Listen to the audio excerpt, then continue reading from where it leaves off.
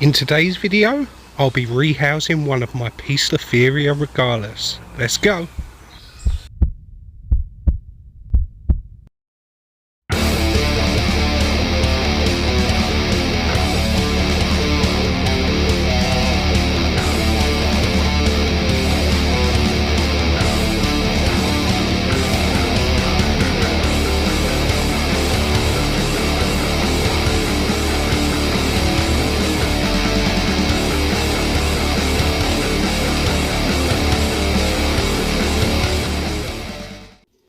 Hello everybody, welcome to this latest episode. I am your host Robbie and this is Robbiestalkingts, tarantula content for tarantula lovers just like yourselves.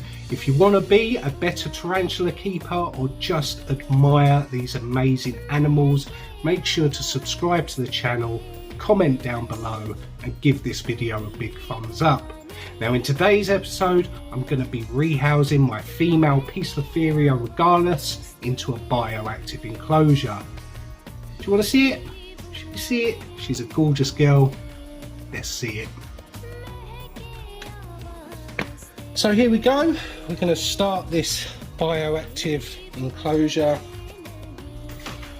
for the Poecilotheria regalis.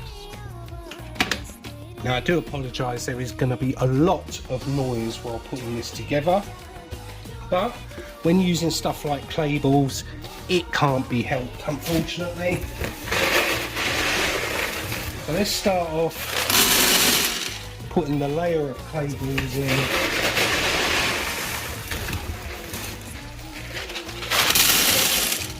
As a drainage layer. Now I've explained before in previous videos why we make a drainage layer inside an enclosure. What happens is you put water into the clay balls, they absorb it and they release the moisture slowly through the substrate that we place. So let's just tip a bit of water in there now, just so it's got a nice early start.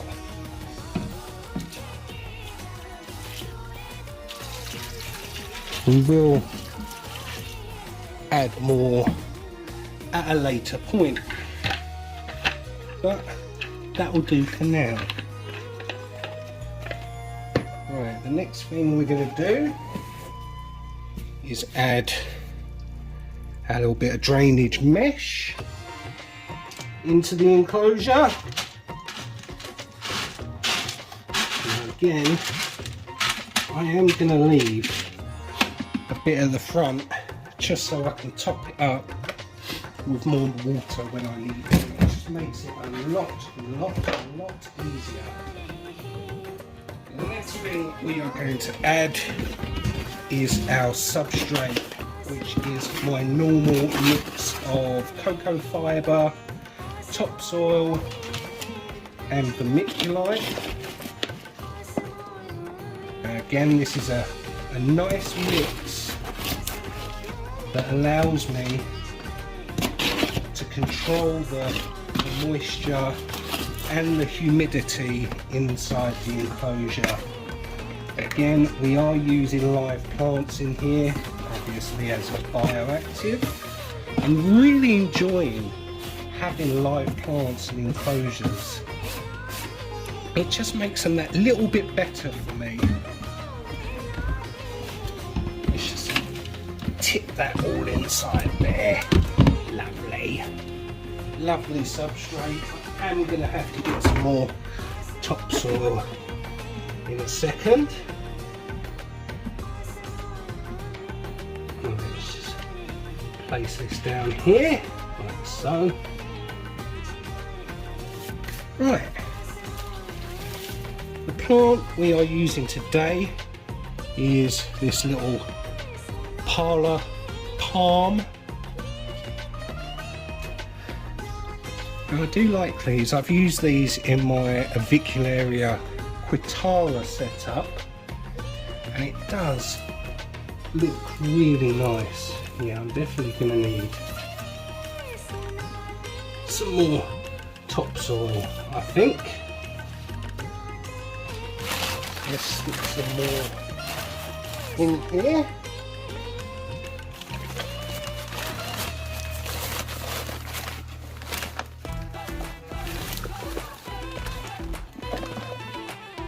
Pile it up back here because that's where we're going to put the plant.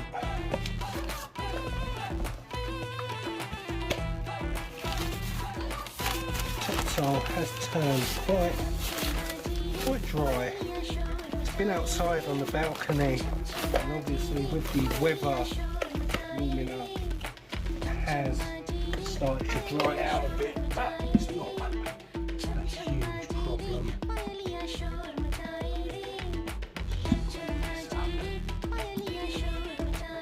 Dig the hole nice and deep, just so this plant isn't sticking out the top of the enclosure. Bury it down. Like so. Still got a few leaves sticking out the top, but it's fine. Just put them in position like that. Good.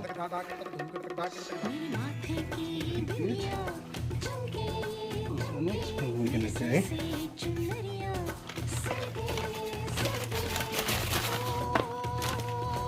just put some more soil back here, create a little hill at the back, and we'll see why in a minute. I had a little idea while designing this in my head. And if this turns out the way I'm thinking, it's going to look quite awesome. Possibly be one of my favourite enclosures that I've made yet. Oh, that's in the back. So, a bit more. A bit more.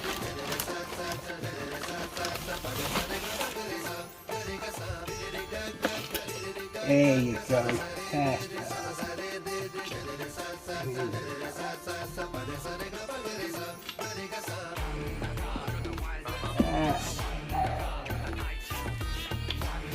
Now, what we're going to add is, again, another main ingredient that I like to use in my bioactive enclosures is freshly picked moss from the woods.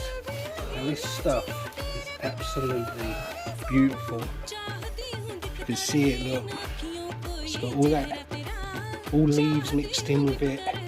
It's nice and green, and it just adds a nice texture to the enclosure once it's in there. It does definitely make it look more like a jungle effect. And the other reason why we use moss in there is to hold that humidity in there. Now I know people are thinking, if it's wild moss, you're going to have all sorts of insects and creepy crawlies inside your enclosure, and that is absolutely correct. But if you think about it, what's the difference between having springtails and isopods from nature or captive bred springtails and isopods? Absolutely no difference whatsoever. So, and also this will help the enclosure, because it is a bioactive, start living and doing its job even quicker, because nothing has to settle in. It's already settled into the moss. There you go, there we have our nice mossy jungle floor base. Right, the next thing I'm going to stick in here is this piece of cork bark. Now, I've decided I'm going to try place this piece of cork bark right here, more at the front. And then what I'm going to do is I'm going to take this branch that I've also picked from the woods. I'm just going to stick it behind here like so, just to give it more of an area to climb. Just that is quite nice. And then the next thing I'm going to add is a little water dish. So here we go. Let's just remove some of this moss. Stick the water dish right down in here. Base. And just cover this back up with moss. Yeah, that's actually looking quite nice. I do like that.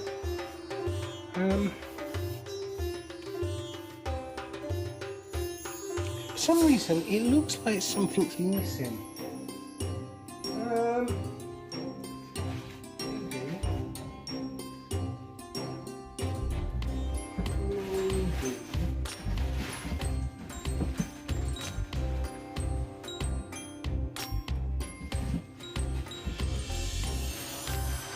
I don't want to put fake plants in there,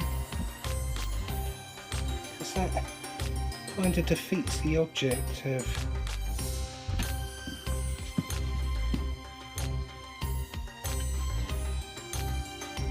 I don't really want to put that in there. Maybe I should have got a second plant to stick at the back here.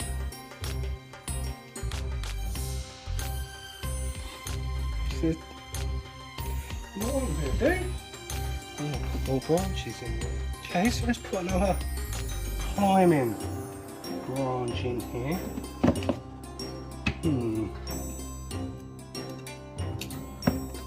Just place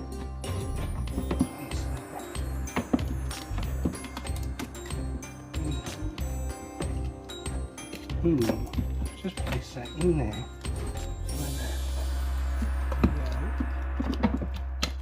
Take a little bit more off it. Okay. Bear with me. Just chop some more off it, so hopefully now. Yeah. Maybe.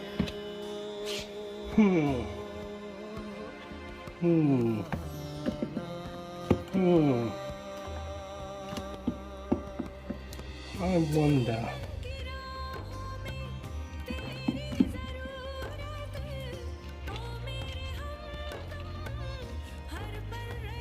Yeah, let's do that.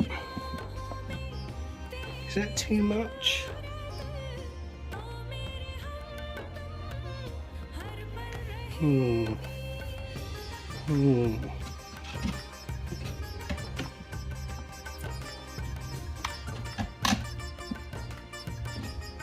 Well, we're going to do that right at the front, so it's got a lot of space to climb. There, that's how we're going to keep it. Lots of climbing space, a place to hide. And can I shut it? Beautiful. That's exactly how we're going to have this. Alright, so let's get the Regalis out of its old enclosure and into this new one. Right, so here we go. This is the old Poecilotheria Regalis enclosure. Now I do know that she has burrowed herself down in here. And as you can see, she's made it an absolute mess. There's poop everywhere. I haven't cleaned it this week. So I thought rather than clean it, I will just get the tarantula out of here and obviously put her in a new bioactive setup, which is much nicer for her. Such stunning spiders to start off with. And all this fake plants and stuff like that, I am trying to slowly get rid of all the fake plants and stuff like that. So I definitely think bioactive is much better for the spider. Now what I'm going to do, I'm just going to pull this back. Hopefully she doesn't cut. There she is. There she is. Right, so what we're going to do is we are going to just shut this for a second while I prepare to get her out. What I'm going to do is I'm just going to pop this top off, so.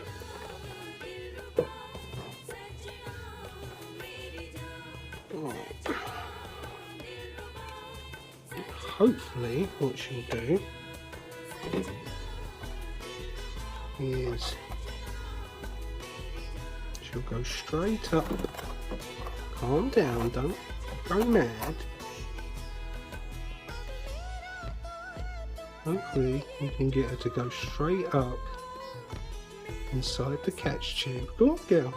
Go on. Up you go. That's a good Regalis. Stay there. And there we go. She did scare me for a little bit there. I didn't expect her to pop out that quickly. There she is. Beautiful girl. This is one of 2 females that I have in the collection. So hopefully the other female I'll also put into a bioactive enclosure. Now I'm not going to give any care and husbandry information either in this video. I have got another one that I'll put a card up here in the top corner, so you can click on that if you want to see Poecilotheria, Regalis, care and husbandry. But there she is. Let's get her in her new enclosure. So let's get this rehousing underway. I do like this new enclosure that I've set up. I wasn't sure of it at first, but the more I look at it, the more I think it's actually quite impressive.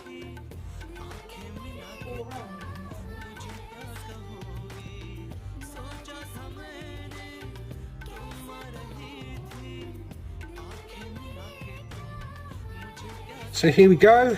We're going to rehouse this little girl into this new enclosure.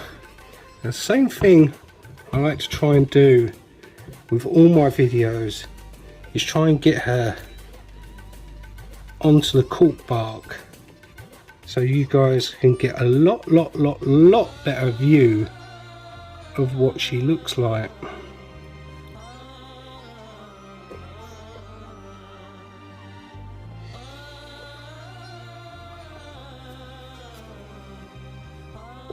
So be very careful not to startle her, because the only thing she's going to do is come running down the other end.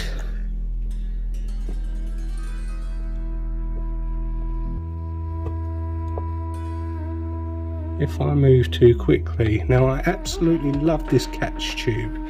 The only problem I have with it is it's very temperamental getting the lid off. It sort of gets stuck.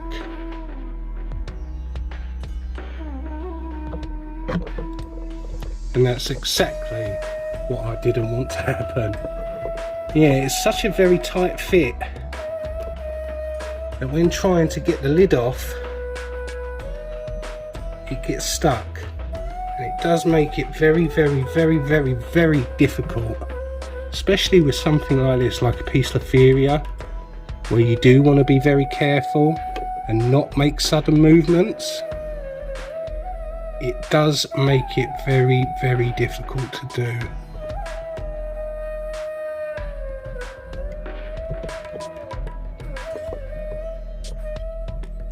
So there's that. Let's just take this end off and try and poke her from the bottom.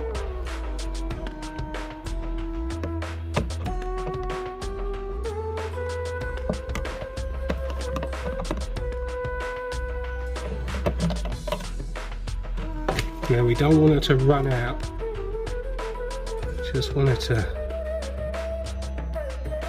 stay inside the enclosure. Now hopefully she has a little climb about and a little explore.